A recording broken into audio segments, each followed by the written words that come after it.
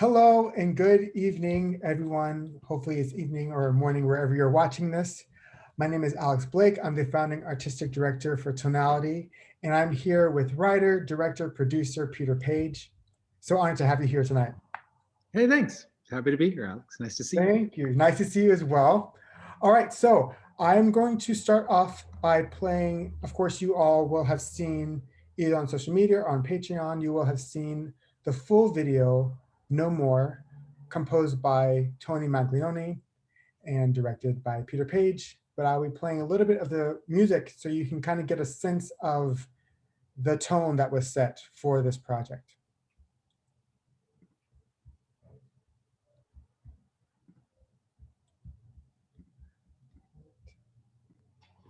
So here we go.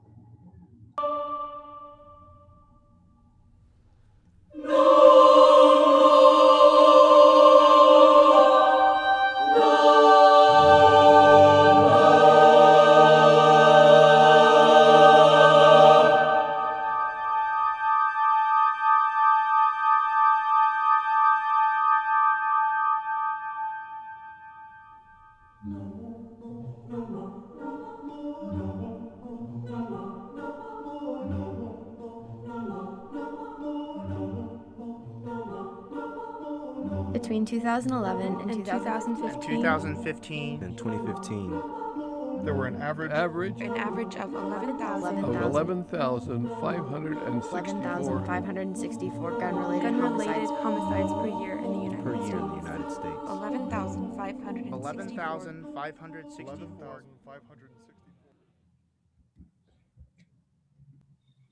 So, so what you're hearing, for those of you who might have been hearing that for the first time, there were audio excerpts added to the piece that described real life statistics of people who had been killed in mass shootings in this country being the United States of America. And of course, by the time we had first heard the piece to the time we recorded the piece to the time we did the video, the numbers continue to be outdated because, mass shootings have continued to be another pandemic that we deal with here. So anyways, I wanted to talk to you, Peter, about your work and your amazing vision for this project and this music video. And we'll start all the way at the beginning.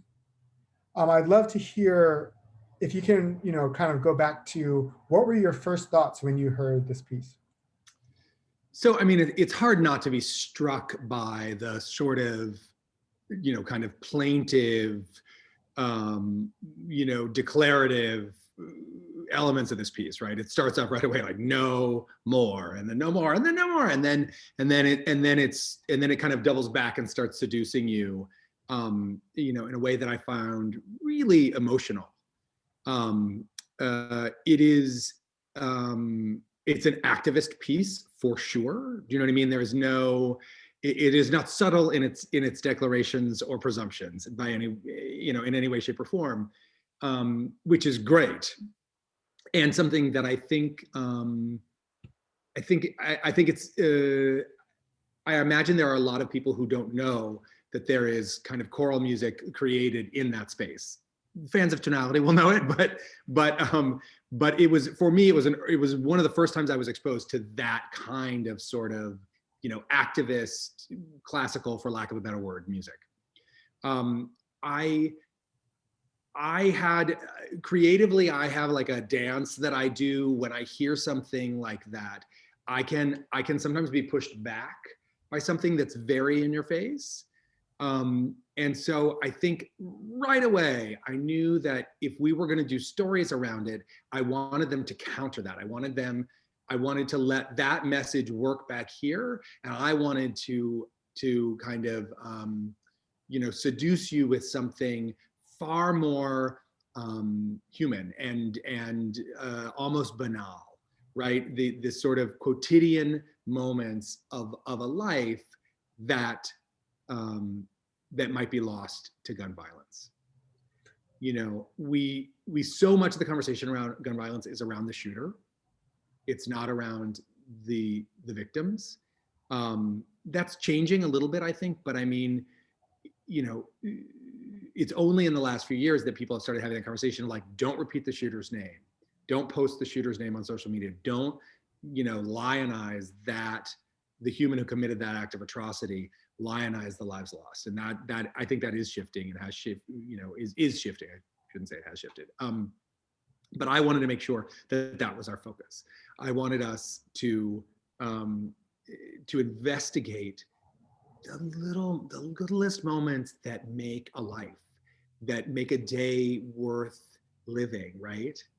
The kiss in the morning when you get out of bed, the bowl of cereal or the smear of cream cheese on a bagel, the cup of coffee, just those little things, you know, the protein bar that goes in your backpack because you know your mom wants to make sure you're eating enough, like just those little moments of humanity that are lost in acts of gun violence. So I had this idea that we would take members of the chorus, people we would actually see performing the piece, and backtrack to these moments in their lives, right? What they were doing during their days, and then weave into those moments how the shooter was starting his day. And sort of, you know, they're all waking up, he's waking up. They're putting on their shoes and tying their shoes, he's putting on and tying his boots. They're packing their bags for the day, he's packing a bag with guns and ammunition. And they're making their way to church to perform this beautiful piece, and so is he. The difference is I wanted to celebrate their humanity and I wanted to dehumanize him. You don't ever see his face, really. You see some silhouette and there's some shots where you can kind of make something out, but you don't know who he is, because I don't fucking care who he is. I care about those people and those lives lost. And that's the thing that I think gets so lost in this, that's, you know, fundamentally flawed Second Amendment conversation we're having. That as if the founding fathers decreed we all have the right to have AK-47s, you know? So that was my inspiration, both out of, you know, my personal response to the gun violence pandemic, out of like, as I said, the declarative nature of the piece. That was how I found my way in. Sure, and it was, again, it's such an honor watching how you pieced all of that together. Like you said, really focusing on humanity. It's not so much in the act of violence, but all the things that were lost because one decision. Yep. And the materials that allow him to make such a rash decision in such a quick amount of time. Right. Can you think of any particular moments that really kind of still stick with you or really stuck with you in the video? Well, so a lot of the ones that I mentioned, we only had a day, right? We had a day to make the video, and we were running around town, going to different people's houses and going to the church and shooting the choir and shooting the shooter. I remember the cast just being so game and so lovely and so connected to their own stories, you know what I mean? And because we were showing real families, real couples, real partners, real people, and inviting the audience, you know, into the intimacies that start a day. And I remember a lot. I remember being very moved by a lot of them. I spent a lot of that day in tears. And then I will never forget shooting the shooter coming into the church. Those last moments are, I still can barely watch it. And every time I do, I seize up and then I start sobbing because it's so awful to me. Right, yeah, I knew, I was like, it probably would not be the best to play that before this interview. But I know, you know, even now there's still people who haven't seen the video and probably will see it, you know, for the first time along with this interview. And so, I know you've talked, you know, already, but you want people to take away kind of the shock of that moment, as well as all the things that led up to what happened.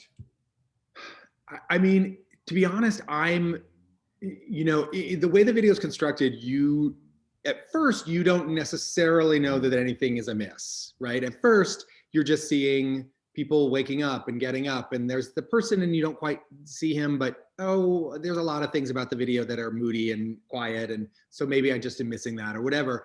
And then you see the boots, and that feels a little kind of, amosexual, like there's a little bit of that around it. And it's not until the bag, right, that you just get a glimpse of like a gun and some ammunition going into this bag that you are at all like, oh shit. Now, that being said, like the video, the song is happening on this other level, right, behind you. So I think you're having viscerally, I think you're like, I think I'm in for something here. And then, everyone comes into church and you see those welcomes and those hugs and the joy of connection, of community, right? And then you see his footsteps walking across the church lot. And then, and all of this, of course, is intercut with the choir singing and seeing all of these people in their, kind of in their art, in their flow, in their joy, creating music that's about something. Like, so you're getting all of that stirred into this pot. And then he enters, and before anything happens, the split second before it all happens, we're done. It's going to happen. I didn't want to see it. I didn't want to glorify it. I didn't want to make it, cool or sexy or any of those things that people do, I think, a lot with gun violence, and I didn't want to make it gory. I wanted you to stay with those moments of human connection and know at the end of that moment, those are going to be lost. Those are gone forever. That's it. That's the piece to me.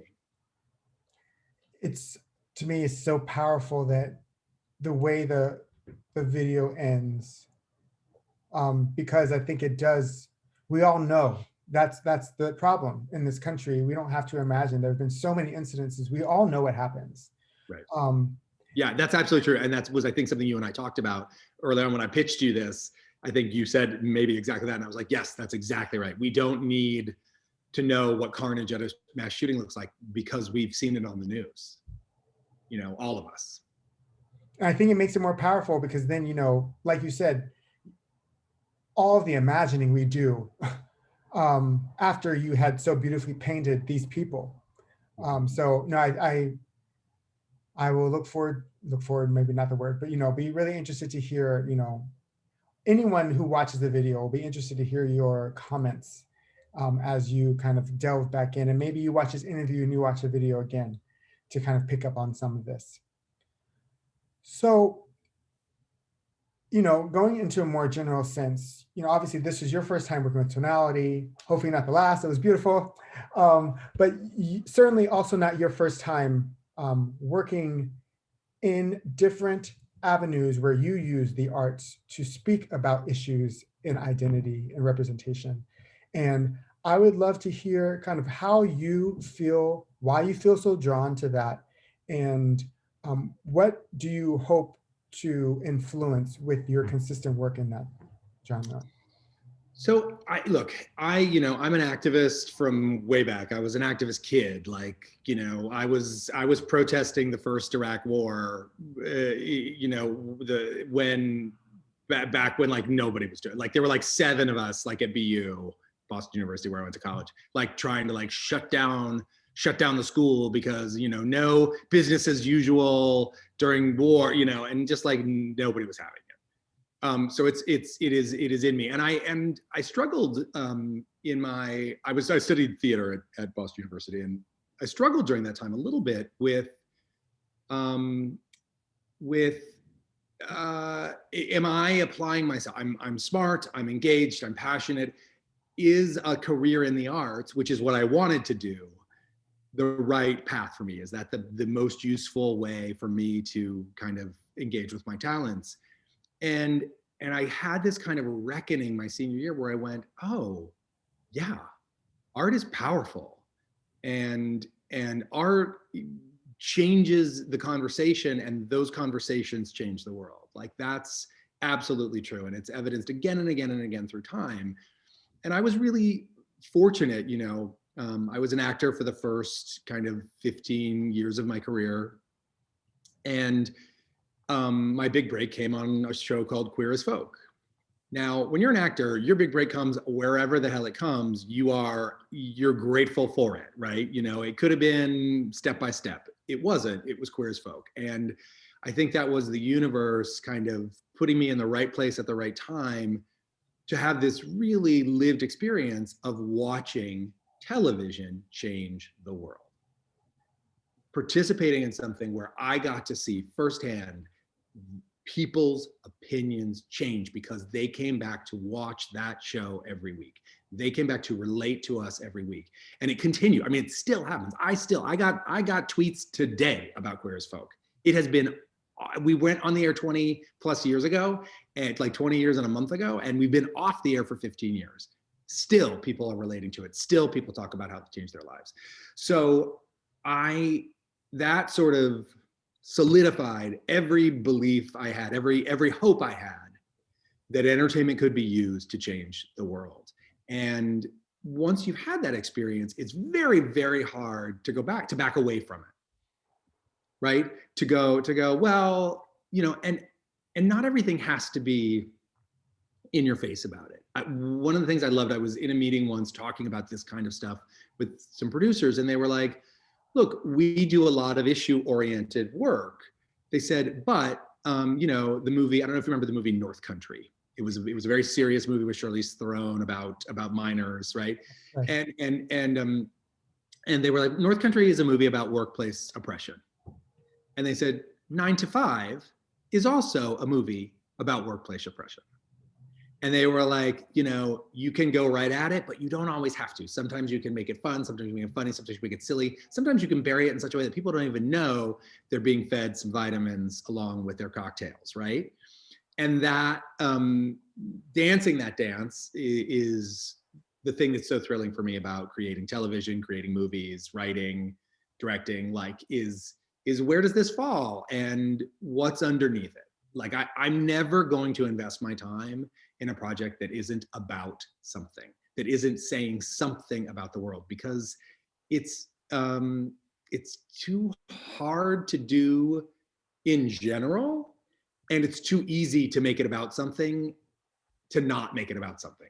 That's a horribly structured sentence, but I hope you're following what I meant. Yeah, for sure. And I think too, you know, it's all a choice. Whether you're speaking about it or you're choosing not to, you are making the choice to be silent. And so, you know, I think it was, you know, knowing your history with the work that you've been doing, to kind of watch you bring that type of intentionality to this project was just, I think, further inspiration for us and for me, you know, kind of as we continue, maybe with not as much subtlety, to push on these issues, kind of why we. But sometimes it does. I mean, it doesn't need to be subtle. It doesn't. That doesn't mean it doesn't. It's not great. It's just sometimes it's an opportunity to be subtle and cheeky, or you know, smart and subversive. And sometimes you want to be in your face about something. You know, both have value and both move the needle. So don't ever apologize for that. It's just, for me, it's just fun going, oh, what's this one gonna be? Is this an in your face one? Or is this oh, I get it one? Or is this one where you don't even know it happened? You know, so. That is true. Well, those of you who are watching, you can look out for Tonality's a subtle journey currently with some different things.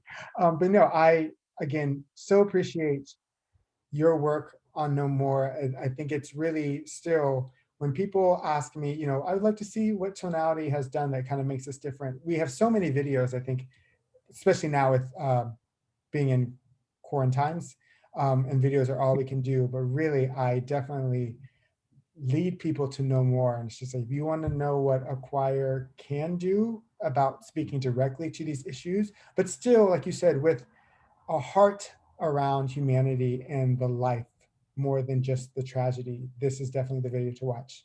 Well, thank you. It means a lot to me. I was really grateful. When I pitched it to you, I remember you being like, whew, that's intense, but I think it's really right. And let me go talk to my board and make sure that everybody's on board. And remember, we had to find a church that was willing to let us do it because it was so scary. And But I'm really, really super proud of that video, and I'm honored you asked me to do it. So thank you. Of course. Well, for those of you who are looking to see it, it will be on our socials. It's also on YouTube. And this interview and the videos and more will also be on Patreon. So hopefully you all will join us there. Thank you, Peter, again, for your time. And again, for your passion for what you do and bringing that to Tonality. Thank you so much, Alex. It was a pleasure. All right. Have a good night. Thanks. Thanks so much, you too.